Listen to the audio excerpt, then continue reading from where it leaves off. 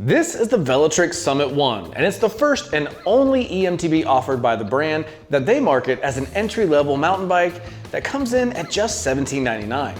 So is this bike really capable of single track, or will it fall short in our testing? Well, ride with me and let's find out.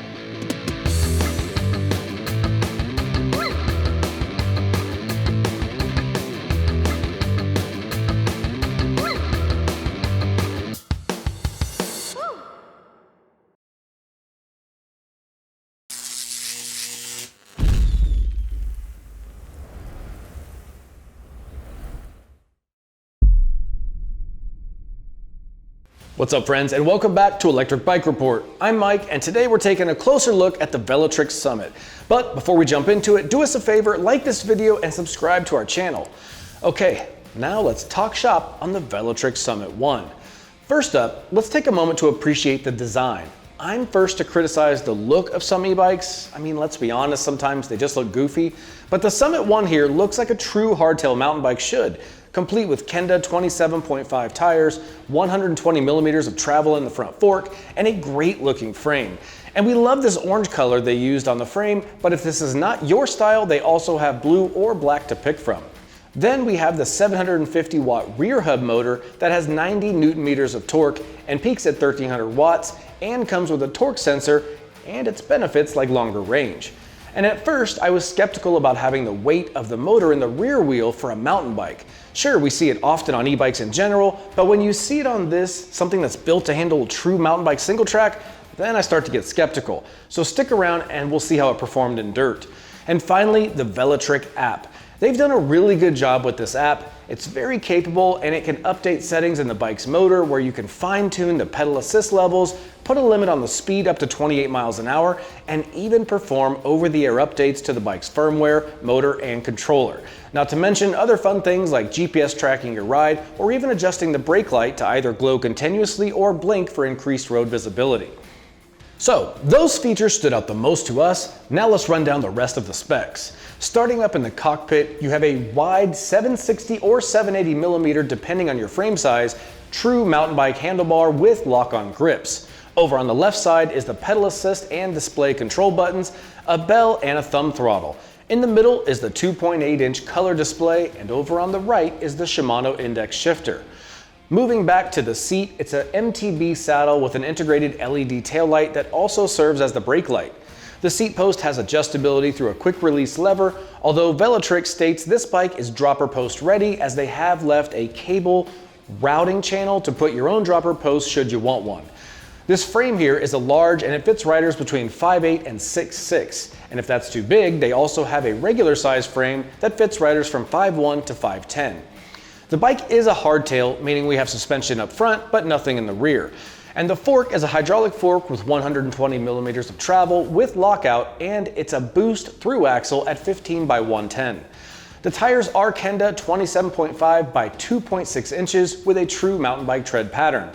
Bringing those tires to a stop is the Shimano MT200 hydraulic disc brakes with 2-piston calipers and 180 millimeter rotors. The drivetrain of the Summit is a Shimano Altus 8-speed drivetrain with a 44T chainring in the front and a 9 to 32T cog in the rear. The pedals are flatback eMTB pedals paired to 170 millimeter cranks. The power of the Summit is supplied by the 48-volt 705 watt-hour battery that pushes the 750 rear hub motor. Okay, that's a rundown of the specs. Now let's jump into our testing data. So one area that's usually hit or miss with e-bikes is the choice of brakes. Fortunately, in the case of the Summit, it came with Shimano MT200 hydraulic disc brakes paired to 2-piston calipers and 180 rotors. We think for the price, this is a solid entry-level setup. But how did it do on our brake test? Well, for context, in the brake test, we used the same tester, Griffin, for the most accurate and consistent results. Griffin gets the bike to 20 miles an hour and then starts braking at a predetermined line. We then use the measured distance it took for the bike to stop, and we do it 3 times, taking the average stopping distance out of those 3 runs. With the Summit, we got a stopping distance average of 23 feet 1 inch. When we take a step back and compare that to comparable bikes equipped with similar setups like hydraulic disc brakes, we see the Summit falls right into the middle of the pack. Now, on a personal note, when riding the bike this week on and off pavement, I noticed the braking felt good on paved paths, but when it came to single track and needing some serious control, these brakes are more on the modular side, so I did have to squeeze down quite a bit to get the stopping power that I wanted. But overall, the Shimano MT200s gave us reliable braking every time we needed it. So when it comes to speed, not only is the Summit fast, but Velotric allows riders to choose between 3 modes: Eco, Trail, and Boost. And there's 5 pedal assist levels within each of those modes. So heading into the test, the Velotric Summit 1 ships with a 750 watt hub motor and has a torque sensor activation. The 750 watt motor peaks up to 1300 watts for some extra power as the bike needs it. So to keep things fairly in the middle, I decided to test both Class 2 and Class 3 speeds with the Trail mode activated. So now let's head outside and see how the Velotric Summit 1 did in our speed test. All right, out here on the Velotric Summit 1, and we're gonna do a speed test. So I'm currently at pedal assist 0. I'm in 7th gear and I'm going about 10.5 miles an hour. So let's kick on level 1. We'll check all 5 levels until we get to our Class 2 max of 20. And then we'll also do one in Class 3 where we go up to 28. But kicking it off at 10 miles an hour, 10 and a half, level 1. And that I felt at about half a turn. And it's taken us up to about 12, 12.2. Let's go to level 2. And it looks like here we're getting just a little bit more, maybe 14.3 I saw. So let's go to level 3. And now it looks like we're gonna get up over 15. 15.6 I saw. Let's go to level 4. And I can feel that one a little more. But that's gonna take us, looks like 17.1 I saw a peak at. And let's go to level 5. And 19. And 20.8 I saw. All right, so let's jump in and show you how quick you can change the Class 2 to Class 3. So I'm currently monitoring a ride through the Velotric app. I'm going to go to bike settings. And this is actually really user-friendly. So let's go to speed limit and we'll crank that up to 28. And that's it. We are back in action. So let's go to level 0 and slow down just a bit, get this natural pace back, get the motor out of it. All right, and once again, it looks like we're going about 11 miles an hour, 11.5. So let's kick on level 1. And that one you can feel a little bit more. It's already giving more power. And that's gonna push us up to about maybe 13. Yeah, 13.3 I saw, 13.5. Let's go to level 2. And now we are at 14. Saw 14.9 peak twice, so let's go to level 3. And now we are going to be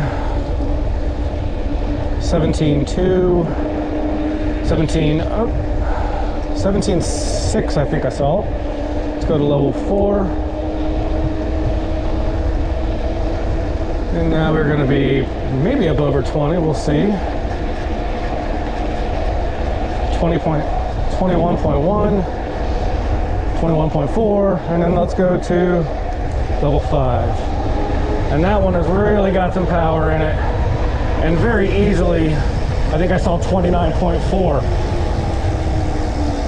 So, being a torque sensor, that makes sense. Once you get in those higher pedal assists, you crank up your pedaling effort and you really feel that motor kick in for you. So all in all, Class 2 and Class 3 speeds, just like we expected, pretty solid. All right, so we're still in the Velotric app. I'm gonna show you guys how to, once again, put it on boost mode. So we have Eco, which will have 5 levels of pedal assist, Trail, 5 levels, and Boost, 5 levels. And at each of these, you can actually go in and play with the settings. So it's really cool. And you've got a throttle limit here that will limit it to the maximum speed. So we've currently got the maximum speed set up to its highest at 28. I'm gonna go to boost mode. And let's see how long it takes to go from a dead stop to 20 miles an hour. On your mark. And this is only throttle. So on your mark, get set, go. Already up over 10, 12. And time, there it goes. So 0 to 20 really fast. Aside from a slight lag off the gate, which makes sense because of the torque sensor and I wasn't giving the pedals any power. But yeah, fast, and it kind of matches the rest of this bike. It's just, it performs well, and it always does what you ask it to. So, as you can see, I was casually pedaling about 10.4 miles an hour with no motor at all. Once I activated PAS1, I found the bike got a very subtle bump to 12.4. Then stepping up a notch to PAS2, it reached 14.3, a nice typical riding pace. In PAS3, the Summit increased up to 15.6. In PAS4, the Summit had a noticeable power increase and the bike reached 17.1. And finally, in PAS5, the Summit reached a top Class 2 speed of 20.8 miles an hour. Now next up in Class 3, I again started with no motor assistance and was maintaining about 11.2 miles an hour. In PAS1, we reached 13.5. In PAS2, the bike picked up its pace to 14.9. Then in PAS3, the bike reached 17.6. And in PAS4, the Summit reached 21.4. And finally, in PAS5, the bike reached a top speed of 29.2 miles an hour. But just remember, the Summit has a torque sensor, so in theory, how I pedal drastically impacts the average speed. I attempted to maintain a consistent cadence, but your mileage may vary. Overall, the speeds felt good and the bike felt confident throughout its assistant levels and in throttle. The torque sensor's power delivery feels natural in the higher speeds, but we did notice a slight delay in power once you start pedaling, and this could be by design as they wanted more off-road control of the bike, especially when mountain biking. However, it's at least worth mentioning here. Also, the throttle on the Velotric Summit is tied to the programming of the speed the rider selects in the display or through the app. And this means that should you set the max speed to 28, you can throttle to 28. And if you limit it to 20, you can also throttle to 20, and it'll stop where it should. All right, range is a key consideration for most folks when you choose an e-bike, which is why we test our e-bikes at both the lowest and highest pedal assist levels, so we can show you just how far you could go on a single charge. Now with the Velotric Summit 1, it has a 48 volt, 705 watt hour battery, and we tested it in both PAS1 and PAS5 while keeping the programming in trail mode. In the minimum range test using PAS1, the bike covered 73.39 miles over 5 hours, maintaining an average speed of 13.26 miles an hour, and climbing 1,443 feet in elevation. Next up on the maximum assist test in PAS5, we saw the Summit reach 36.47 miles in just over 2 hours with an average speed of 15.86 and an elevation gain of 658 feet. Overall, the Summit's range performance exceeded our range expectations, likely due to its torque sensor, which delivers power proportional to the rider's pedaling effort. And torque sensors usually see extended range compared to those with cadence sensors, where it just gives full power or none at all. Also, range anxiety is less of a concern with the Summit. The display shows the battery percentage in numbers rather than the traditional battery level bars that we see, which can be a bit vague to say the least. Frankly, we wish all brands did this, so kudos to Velotric. So any bike that slaps the title of eMTB on it should have enough power to climb even the meanest hills that we have here in southern Utah. Now the Summit has 90 Newton meters of torque from its 750 watt rear hub motor. 90 Newton meters of torque is on the higher end of what we usually see, so we were pumped to test it out and see how it performed in our hill test. So we headed to our hellhole to see how the Velotric Summit performed on a steep climb. We ran the hill test in 2 different attempts. The first using throttle only, where our dedicated tester Justin simply steers and observes the bike's performance on the hill. On the second test, Justin tackles the same hill, but this time on PAS5 and pedaling with a consistent level of effort. We are on the Velotric Summit and doing the throttle test. So it's kind of their eMTB, but it's a rear hub motor. So we're gonna see how this does. So far it feels pretty strong, down to 13, 12.8, 12.2, 12.0. So ticked 11.7 is what I had through there. So it feels pretty peppy so far. Motor is pretty quiet. I hear that front hub clicking more than the motor. I'll let you listen to it here.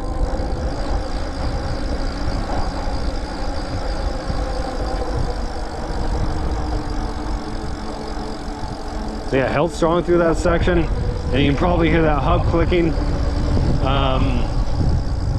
I think it's going to be a pretty good performer. So it feels pretty powerful. Again, it's a rear hub, so that's why, you know, you've got the throttle. Some mid-drives do have throttles too, but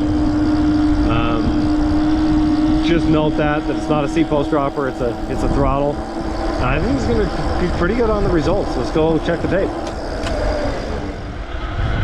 We are back out now doing the pedal test on the Velotric Summit. We're going to see how it does. So I'm started out right in 7th gear. Still not pushing very hard. Feeling pretty strong through here. 15, 14.5. Not feeling like I really need to shift, but I think I will shift just to give me a little better cadence. Slight delay as I shift, but not bad. So it didn't really slow me down. Save some wear and tear on that drivetrain. And yeah, I got down to about 12.8 or so. Let you listen through this section here.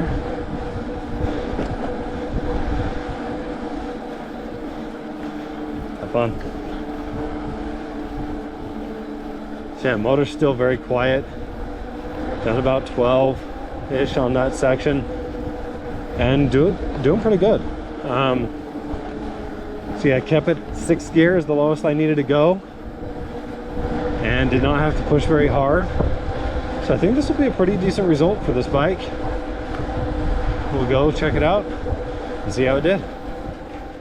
On the first run in throttle-only mode, the Velotric Summit climbed hellhole in just 1 minute and 9 seconds, averaging 15.7 miles an hour, which is a very solid result. On the next run using PAS5, the Velotric Summit climbed our test hill in 1 minute 13 seconds, averaging 14.9, which was also another great result. It's worth pointing out here, we don't often see bikes perform faster hill climbs on throttle alone over the pedal assist. To us, that shows the Summit's torque sensor does a solid job of trying to match pedaling effort, so that's pretty cool. It would seem based on this data, the Velotric Summit and its 90 Newton meters of torque performs well on steep inclines, so if you're in an area with some tough hills, the Summit should have the gusto needed to tackle them all. Alright, so with the Velotric Summit, it seems to be a bike of two tails. You see, at first glance, it's an eMTB that you could use a couple upgrades and really dial in its mountain biking potential. But on the other hand, Velotric designed this bike to also serve as a general trekking bike. They offer accessories like front to back fenders, a rear rack, and it has an LED headlight and taillight that serves as the brake light. So for ride quality, I spent time on the bike riding lots of paved paths and off-road trails on our local mountain bike single track, so I could get an idea of how it performed in both areas. So let's head outside and see how the Velotric Summit rides and feels. All right, we are out here on the Velotric Summit in one of our local tamer trails here in southern Utah. A little bit of chunk here and there. This is actually the climb. It's a pretty low-key climb. But the Velotric Summit 1, which is Velotric's only eMTB, and they're marketing it as an entry-level eMTB. Now it comes in two frame sizes. So I'm 5'11", and I'm on the large frame size, which fits riders between, if I can screw this up, I think 5'8" and 6'6", and then the regular size frame, 5 foot to 5'8". But I'll fix that in the studio if I got that wrong. Either way, at 5'11", the bike feels great in the large frame with room to go in either direction.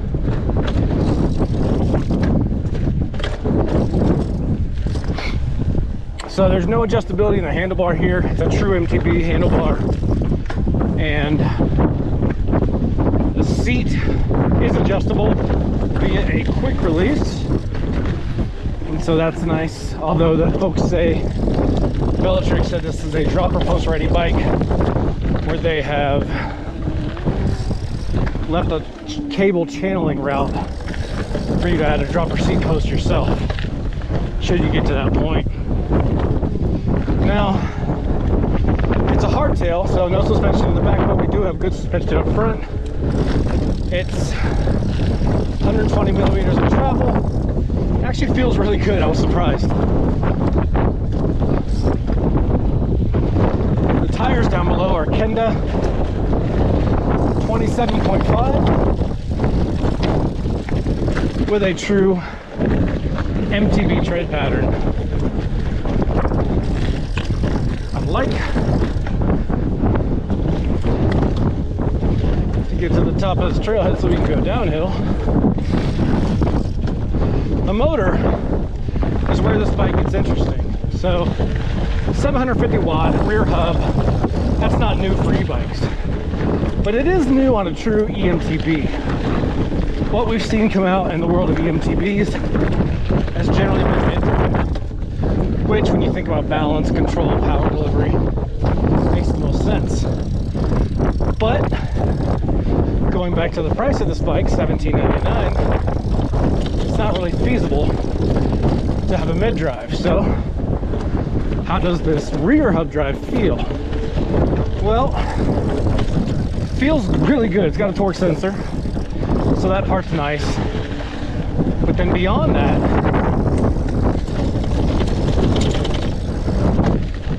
you've got extra weight in the rear because the motor's in the hub.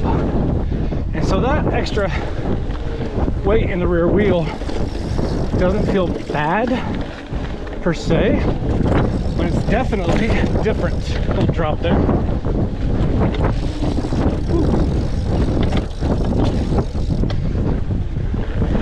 But all in all, once you get used to the handling of the rear hub motor on single track, it's pretty good. And above that, the extra weight in the rear is a little more incentive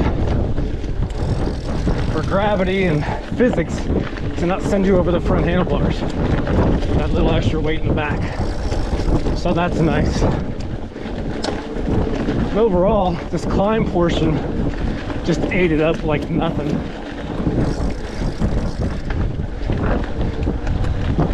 We're almost to the top so we can start it downhill.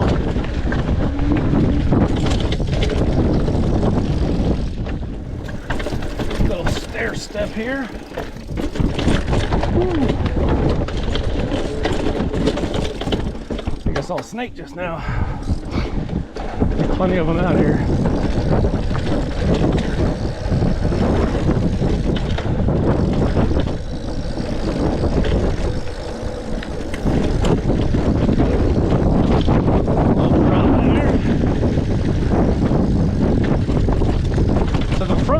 Actually feels much better than I expected. If you really grew into this bike or outgrow this bike the way it is, I'd probably go with an air fork. But the way it comes shipped, it's pretty capable as it comes.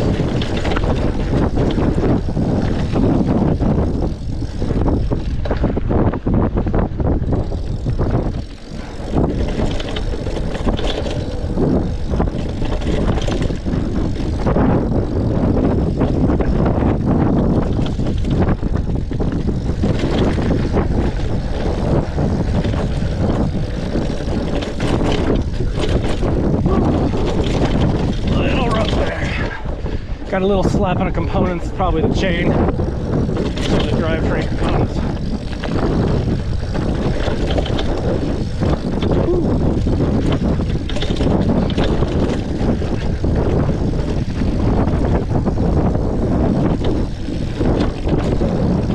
All right.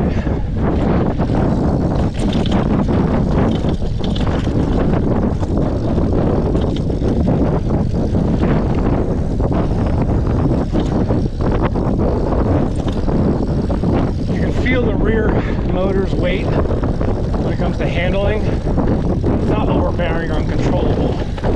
It's actually fine, just notice it. All right, let's keep going.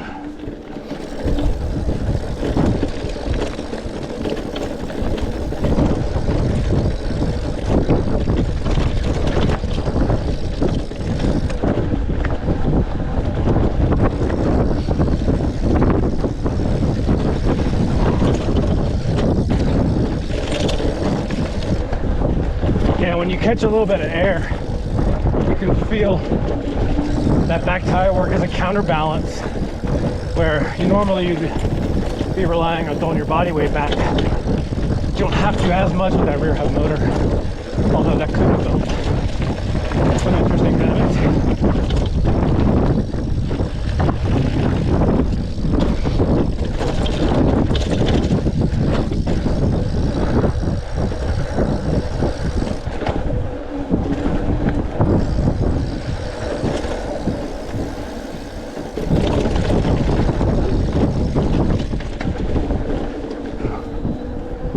Ooh, it is a hot day, but better than cold, right?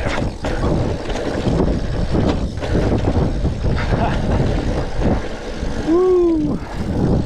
Didn't hit that one with enough speed.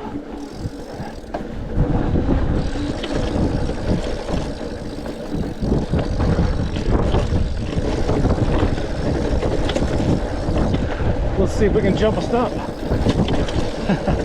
Not much. Way to go, Mike. All right, let's get through this.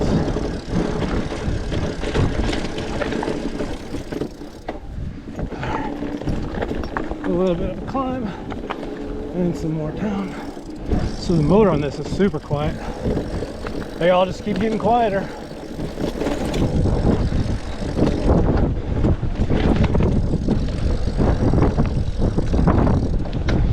Trail just goes and goes, and it's kind of flowy.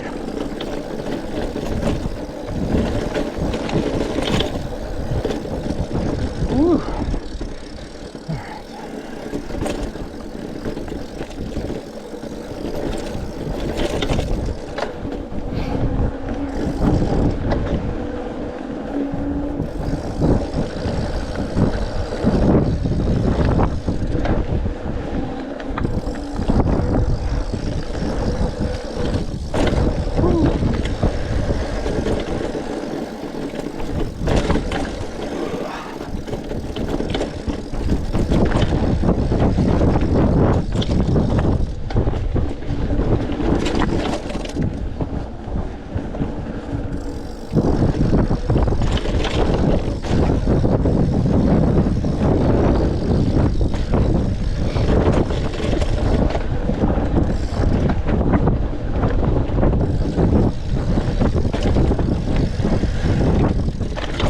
I could have gapped that.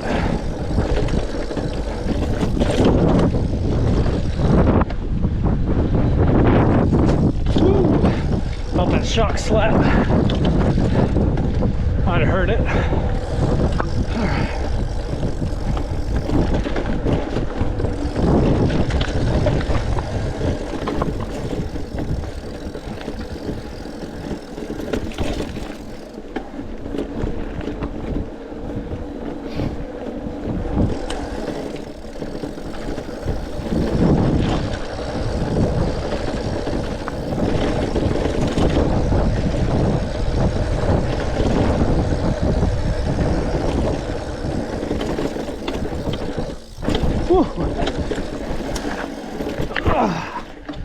Okay, overshot. That jump felt nice, but I overshot that a bit.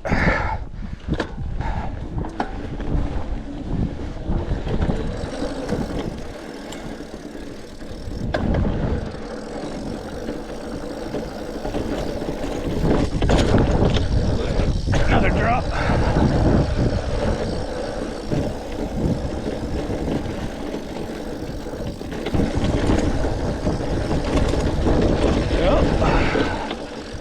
And down.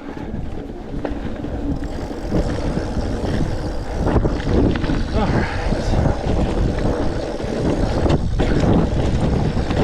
It's actually not hard to get air in this thing. Not doing anything big, but it flies pretty easily. And for a 65-pound bike, that's impressive.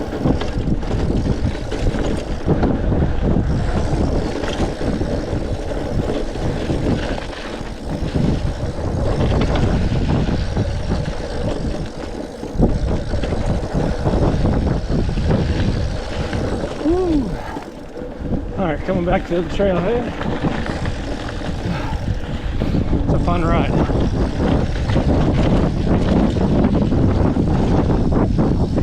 Woo! That's a good one.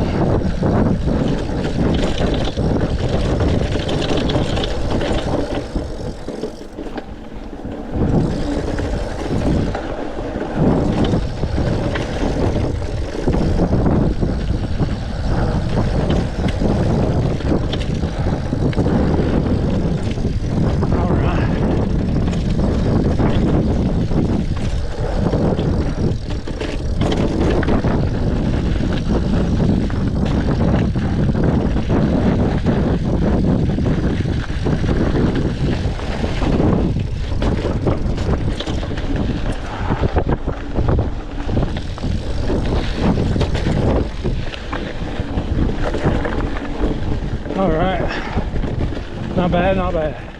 So I fumbled a bit on the sizing in that video, but to clarify, the large frame we have here fits riders between 5'8" and 6'6", and the regular size frame fits riders from 5'1" up to 5'10". With that said, the Summit feels really good in light single track conditions. Specifically in our case, we only used it on green flow trails.